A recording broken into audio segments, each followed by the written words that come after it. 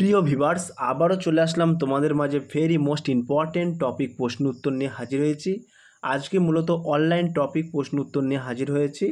যে সকল প্রার্থীরা West Bengal police constable, KP constable, RPF constable, SSC, WPSC all competitive এক্সামের জন্য প্রিপারেশন নিচ্ছেন, তাদের ক্ষেত্রে আজকের এই ভিডিওটি কিন্তু ভেরি মোস্ট ইম্পর্টেন্ট হতে চলেছে। তাই ভিডিওটি স্কিপ না করে সম্পূর্ণটি দেখার জন্য অনুরোধ রইল। তার আগে বলবো, যে সকল ভিউয়ার্স এখনও পর্যন্ত আমার এই চ্যানেলটি সাবস্ক্রাইব করেননি তাদেরকে বলবো প্লিজ অতি দ্রুত সাবস্ক্রাইব করে দিয়ে আমাদের পাশে থাকুন এবং বন্ধুদের মাঝে শেয়ার করে দিন। চলুন আজকের প্রথম প্রশ্ন জেনে নেওয়া যাক। আজকের প্রথম প্রশ্ন হলো, কোন বিদ্রোহের কথা উল্লেখ আছে বঙ্কিমচন্দ্রের আনন্দমাঠ উপন্যাসে? ভেরি মোস্ট ইম্পর্টেন্ট প্রশ্ন। পাগলপন্থী, হরজি, সন্ন্যাসী ও ফকির, বারাসাত। এক নম্বর প্রশ্নের ক্ষেত্রে কিন্তু একেবারে সঠিক উত্তর যে option C is the right answer, সন্ন্যাসী ও ফকির। 2 নম্বর প্রশ্ন, কোন বিদ্রোহ হুল নামে পরিচিত? ভেরি মোস্ট ইম্পর্টেন্ট প্রশ্ন। সাঁওতাল বিদ্রোহ, মুন্ডা বিদ্রোহ, নীল বিদ্রোহ, কোল বিদ্রোহ। 2 নম্বর প্রশ্নের ক্ষেত্রে কিন্তু একেবারে সঠিক উত্তর হয়ে যাবে option A is the right answer, Santhal বিদ্রোহ। 3 নম্বর প্রশ্ন, প্রথম কত খ্রিস্টাব্দে ভারতীয় অরণ্য আইন পাশ হয়? 865 খ্রিস্টাব্দে, 875 খ্রিস্টাব্দে, 885 খ্রিস্টাব্দে, 855 খ্রিস্টাব্দে। 3 নম্বর প্রশ্নের ক্ষেত্রে কিন্তু একেবারে সঠিক উত্তর হয়ে যাবে option is the right answer, 865 খ্রিস্টাব্দে কিন্তু ভারতীয় অরণ্য আইন পাশ হয়। 4 নম্বর প্রশ্ন, প্রাথমিক উদ্দেশ্য কী ছিল ফরাজি আন্দোলনের? সমাজ সংস্কার সাধন, ইসলাম ধর্মের সংস্কার সাধন, কৃষক আন্দোলন গড়ে তোলা, ইংরেজদের বিরুদ্ধে প্রতিবাদ করা। 4 নম্বর প্রশ্নের ক্ষেত্রে কিন্তু একেবারে সঠিক উত্তর হয়ে যাবে option B is the right answer, ইসলাম ধর্মের সংস্করণ সাধন। 5 নম্বর প্রশ্ন, ধরতী আবা বলে কে নিজেকে ঘোষণা করেন? কানু, সিধু, বিরসা, ভৈরব।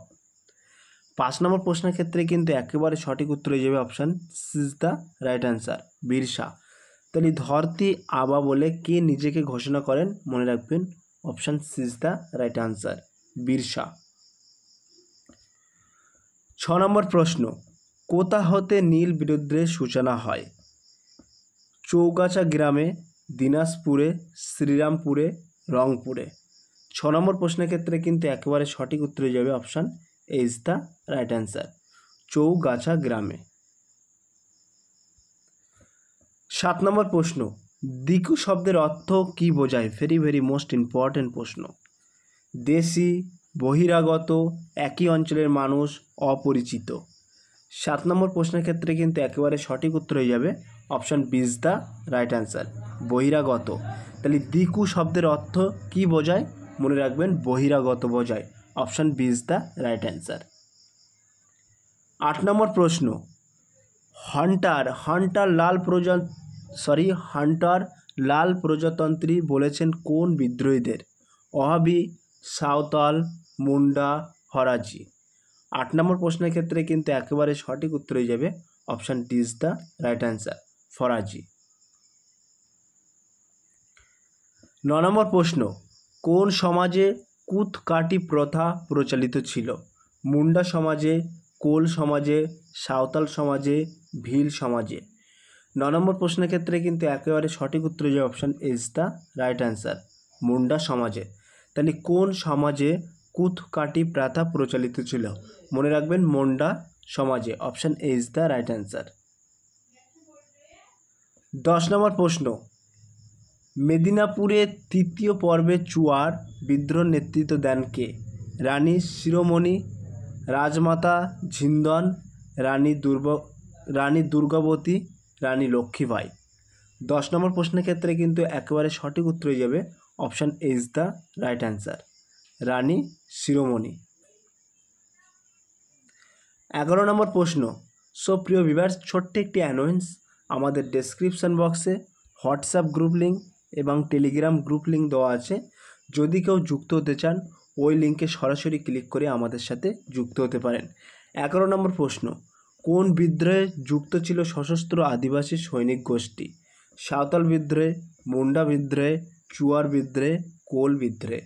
11 নম্বর প্রশ্নের ক্ষেত্রে কিন্তু সঠিক উত্তর হয়ে যাবে option C is the right answer, Chuar বিদ্রোহে। 12 নম্বর প্রশ্ন, সিংভূমি সীমান্তে ইংরেজদের বিরুদ্ধে প্রতিরোধ গড়ে তোলে কোন জাতি? ভেরি ভেরি মোস্ট ইম্পর্টেন্ট প্রশ্ন। ভিল জাতি, মুন্ডা জাতি, সাঁওতাল জাতি, কোল জাতি। 12 নম্বর প্রশ্নের ক্ষেত্রে কিন্তু একেবারে সঠিক উত্তর হয়ে যাবে option B is the right answer, Munda জাতি। 13 নম্বর প্রশ্ন, কোন বিদ্রোহের সঙ্গে যুক্ত ছিল বুধু ও ভগত ও জোয়া ভাগত? মুন্ডা বিদ্রোহ, নীল বিদ্রোহ, কোল বিদ্রোহ, সাঁওতাল বিদ্রোহ। 13 নম্বর প্রশ্নের ক্ষেত্রে কিন্তু একেবারে সঠিক উত্তর হয়ে যাবে option C is the right answer, Kol বিদ্রোহ। তাহলে কোন বিদ্রোহের সঙ্গে যুক্ত ছিল বুধু ভাগত ও জোয়া ভাগত? মনে রাখবেন কোল বিদ্রোহ, option C is the right answer. 14 নম্বর প্রশ্ন, কত খ্রিস্টাব্দে গঠিত হয়েছিল নীল commission? Very very most important প্রশ্ন। 1985 খ্রিস্টাব্দে, 1870 খ্রিস্টাব্দে, 1860 খ্রিস্টাব্দে, 1865 খ্রিস্টাব্দে। 14 নম্বর প্রশ্নের ক্ষেত্রে কিন্তু একেবারে সঠিক উত্তর হয়ে যাবে option C is the right answer, 1860 খ্রিস্টাব্দে। 15 নম্বর প্রশ্ন, কে বাংলাদেশে সূচনা করেন ওহাবি আন্দোলনের? দিনু মিয়া, সৈয়দ আহমেদ, দুদু মিয়া, তিতুমির। 15 নম্বর প্রশ্নের ক্ষেত্রে কিন্তু একেবারে সঠিক উত্তর হয়ে যাবে option D is the right answer, Titumir. 16 নম্বর প্রশ্ন, কাদের বলা হয় লাল প্রজাতন্ত্রী? ভেরি ভেরি মোস্ট ইম্পর্টেন্ট প্রশ্ন। ব্রিটিশ, ফরাজিদের, সাঁওতাল, মুন্ডা। 16 নম্বর প্রশ্নের ক্ষেত্রে কিন্তু একেবারে সঠিক উত্তর হয়ে যাবে option B is the right answer, ফরাজিদের। 17 নম্বর প্রশ্ন, ওহাবি শব্দটির অর্থ কী? ভেরি ভেরি মোস্ট ইম্পর্টেন্ট প্রশ্ন। জাগরণ, নবজাগরণ, দূত, কর্তব্য। 17 নম্বর প্রশ্নের ক্ষেত্রে কিন্তু একেবারে সঠিক উত্তর হয়ে যাবে option B is the right answer, নবজাগরণ। 18 নম্বর প্রশ্ন, কাদের বলা হয় বীর সাইট? বিরসা মুন্ডা অনুগামীদের, দুদু মিয়া অনুগামীদের, তিতুমির অনুগামীদের, দিনু মিয়া অনুগামীদের। 18 নম্বর প্রশ্নের ক্ষেত্রে কিন্তু একেবারে সঠিক উত্তর হয়ে যাবে option A is the right answer, Birsa মুন্ডার অনুগামীদের। 19 নম্বর প্রশ্ন, কে ছিলেন Rani Shiromani? Very very most important প্রশ্ন।